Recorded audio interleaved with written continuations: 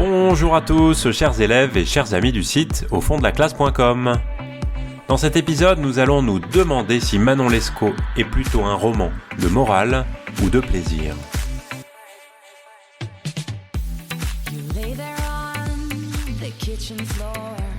Dans les derniers épisodes consacrés à Manon Lescaut de l'abbé Prévost, on a parlé du plaisir du lecteur, du plaisir du romanesque ou des plaisirs du romanesque. On a évoqué le plaisir qui vient de l'intrigue, qui est pleine de péripéties. On a évoqué aussi les scènes qui étaient pleines de passion ou de tension.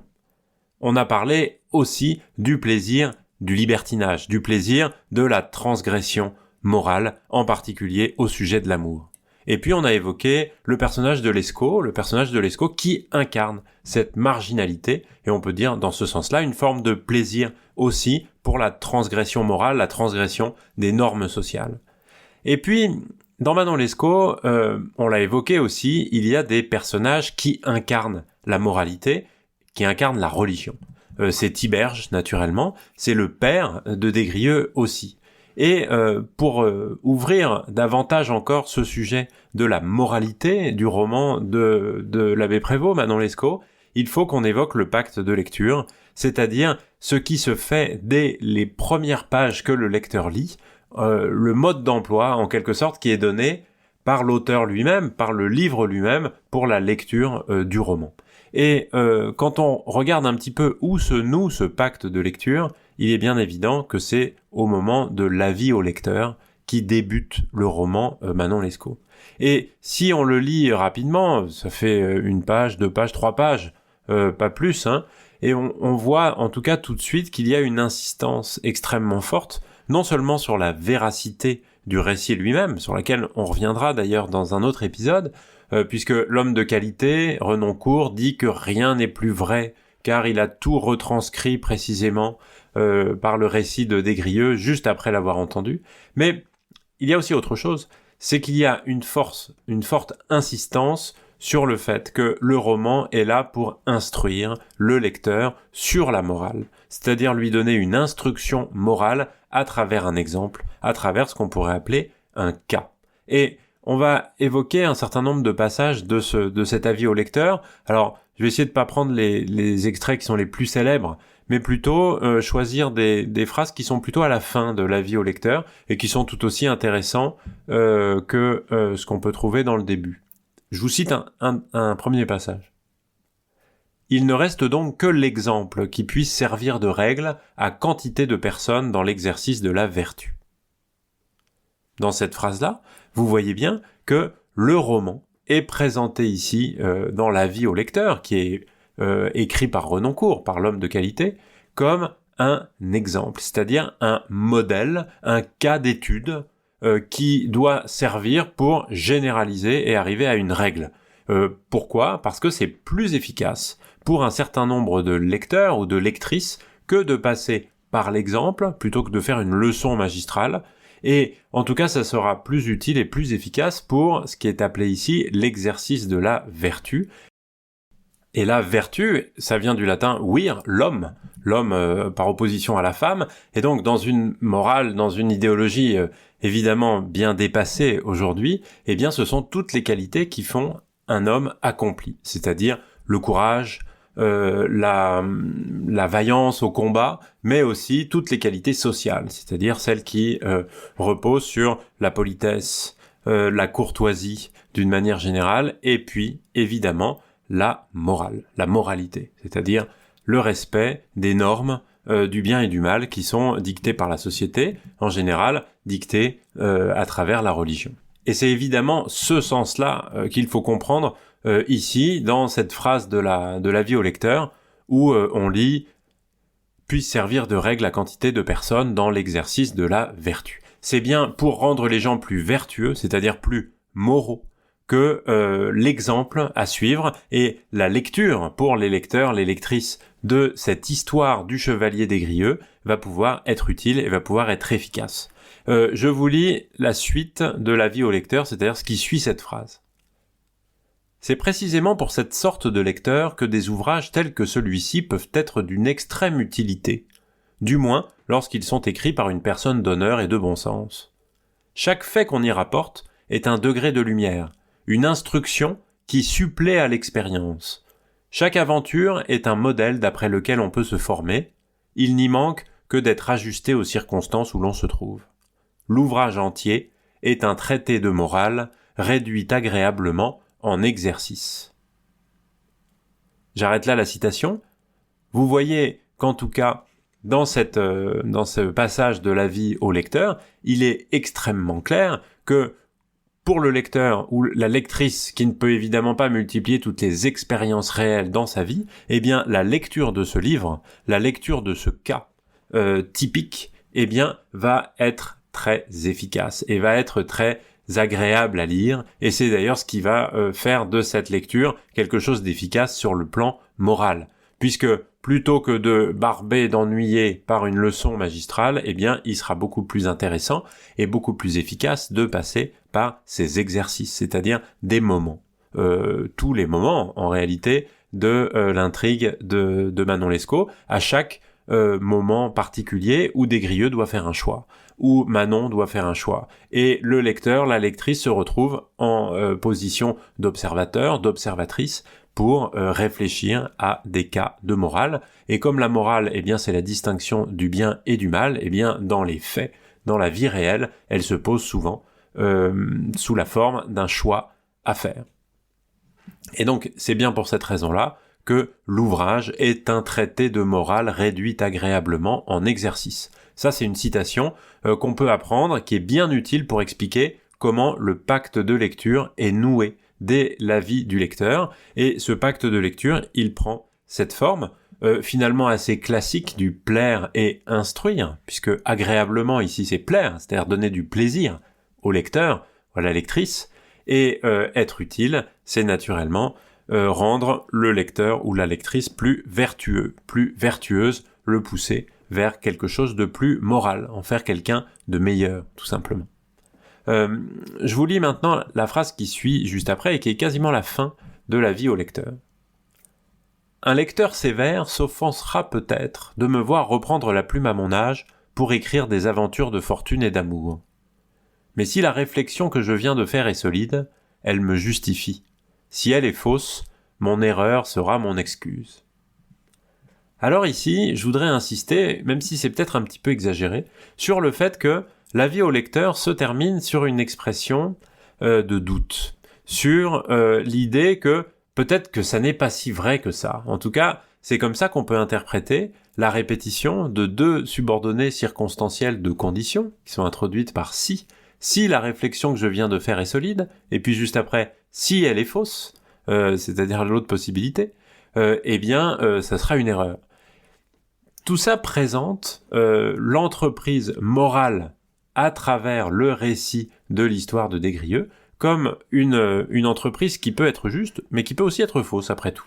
Alors, c'est certainement un artifice rhétorique, mais on voit ici quand même une certaine ambiguïté, un certain doute. Et la raison en est évidente si on pousse, si on y réfléchit un tout petit peu plus. C'est que il peut être évidemment discutable pour rendre les lecteurs et les lectrices plus moraux, plus morales, leur donner une moralité plus aiguë, que de donner une histoire libertine. Parce que si on donne des aventures de fortune et d'amour pour dire aux gens attention, il faut surtout pas faire comme ça, on leur donne quand même beaucoup de plaisir, un plaisir qui est lié à la transgression morale précisément pour, dit-on, leur fournir un enseignement moral. Et donc, il y a une ambiguïté, il y a un doute, il y a une difficulté ici qui est bien évidente parce que il y a une contradiction à parler de plaisir pour dire que le plaisir est quelque chose de mauvais. Et en même temps, évidemment, comment faire autrement. Donc, la solution à trouver n'est pas si simple que ça. En tout cas, il faut absolument évoquer cette difficulté, on va le dire comme ça, hein. Et c'est une difficulté qui vient immédiatement à l'esprit du lecteur, de la lectrice de Manon Lescaut, puisque dans les premières pages du récit, eh bien, on a la scène de rencontre, et dans cette scène de rencontre, Manon est immédiatement présentée comme l'incarnation du libertinage, avec son passé son penchant au plaisir.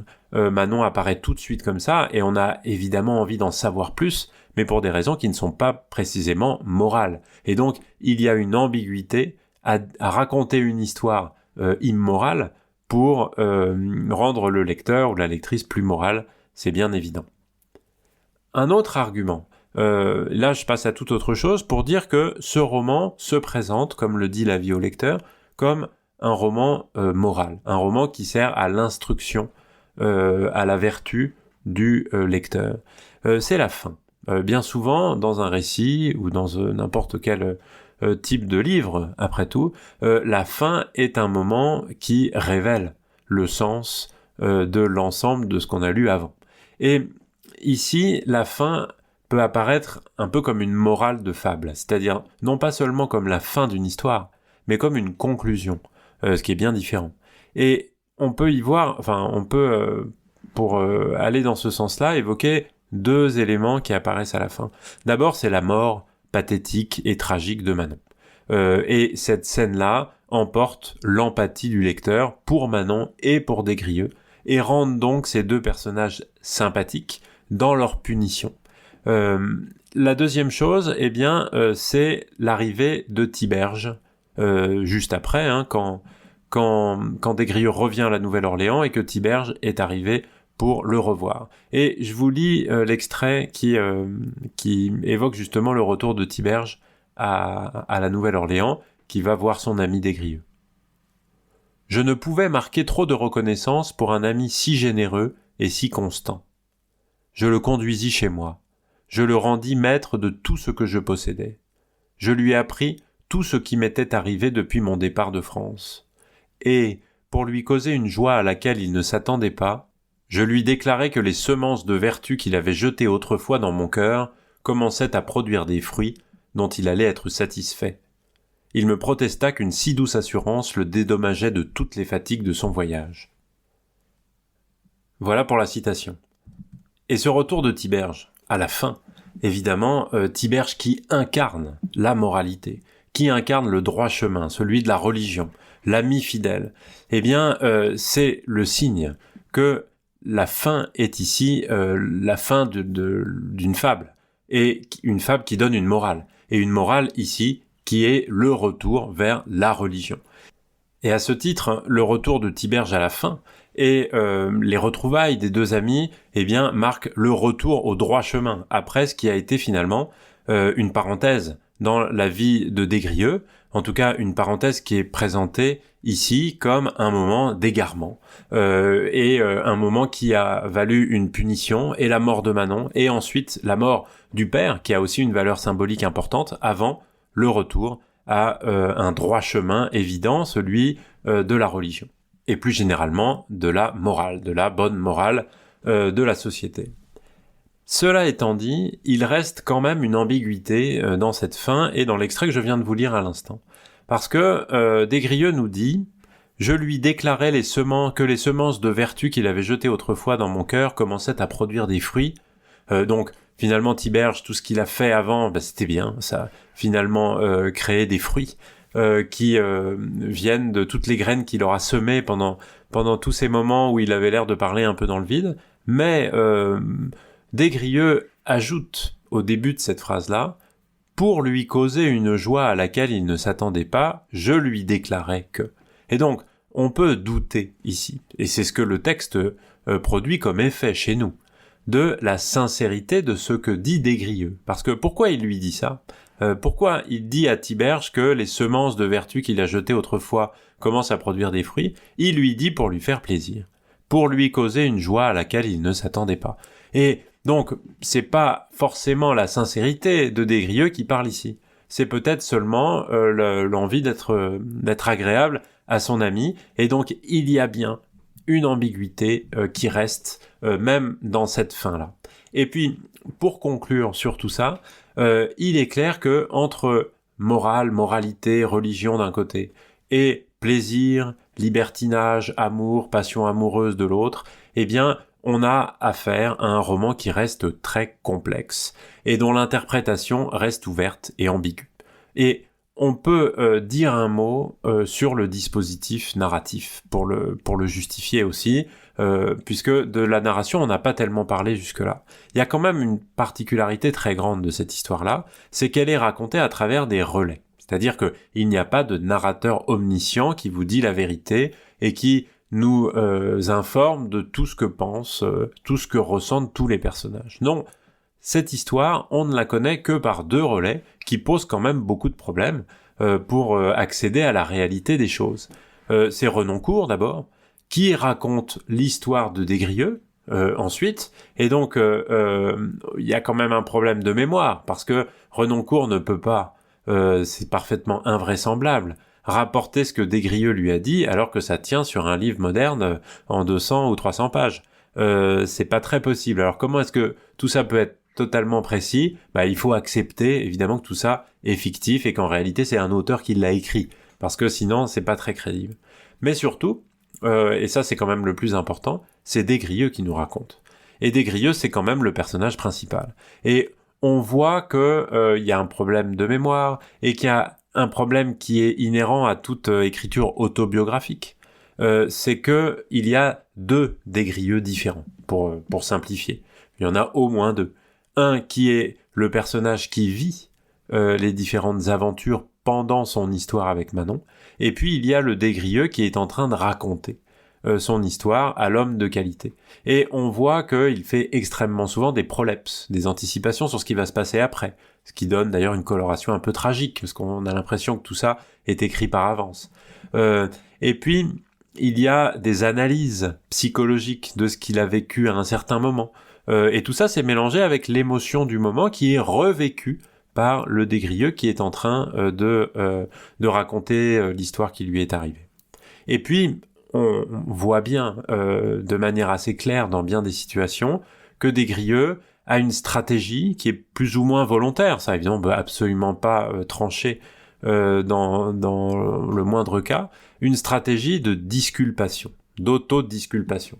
Il dit ses bonnes intentions, il défend son innocence, par exemple dans la scène de rencontre avec Manon. Manon l'expérimentée, Manon la libertine, et puis lui, le jeune garçon qui ne sait rien, qui n'a jamais pensé que il y avait des filles, des garçons, et qu'il pouvait se passer des choses, etc. Non, il se présente quand même souvent sous un jour qui est plutôt favorable pour lui. Alors, est-ce que c'est une stratégie volontaire de disculpation, ou est-ce que c'est involontaire? À la limite, peu importe. Ce qui est sûr, c'est que pour lui, c'est souvent la faute des autres, la faute de la société, de l'ESCO ou d'autres. Mais de toute façon, il justifie sa passion, comme c'est dit d'ailleurs dans l'avis au lecteur. Donc, on ne sait jamais complètement comment recevoir ce qu'il dit.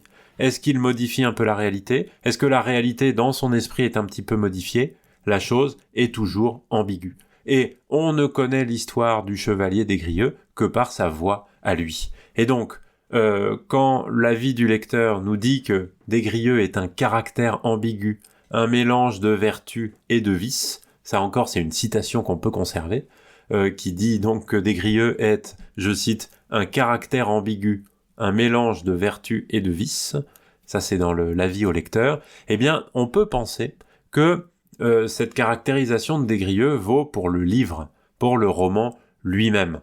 Et parce que ce roman, qui est toujours ambigu, toujours un mélange de vertu et de vice, rend en réalité le lecteur ou la lectrice sans arrêt active.